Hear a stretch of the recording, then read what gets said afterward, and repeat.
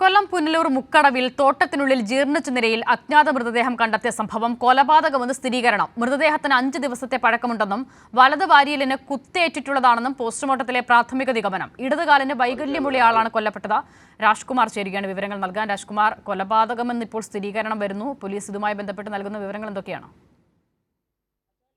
ആ ഭാഗത്ത് കളിക്കുന്നതിനിടെയാണ് ഒരു ചങ്ങല ഈ ഓടയിലേക്ക് വെള്ളം ഒഴുകുന്ന സ്ഥലത്തേക്ക് ചാലിലേക്ക് പോകുന്നത് ശ്രദ്ധയിൽപ്പെട്ടത്. ഇത് പിന്നീട് കുട്ടികൾ നടത്തിയ പരിശോധനയിൽ ജീർണിച്ച നിലയിൽ ഒരാളുടെ മൃതശരീരം ചങ്ങലയാൽ കയ്യും കാലും ബന്ധിച്ച നിലയിൽ ഈ കലിങ്ങിന് അടിയിലേക്ക് തിക്കി വെച്ചിരിക്കുകയായിരുന്നു. ഇത് പുഴുവരിച്ച നിലയിലുമായിരുന്നു.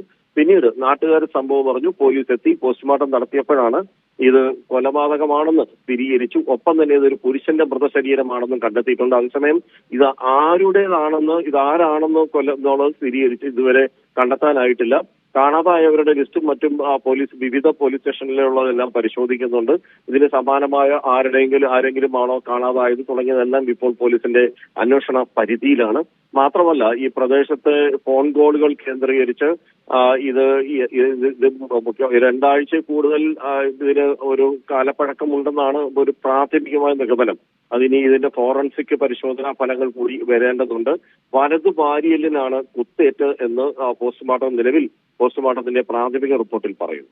ശരി, രാജ്കുമാറാണ് വിവരങ്ങൾ നൽകിയത്.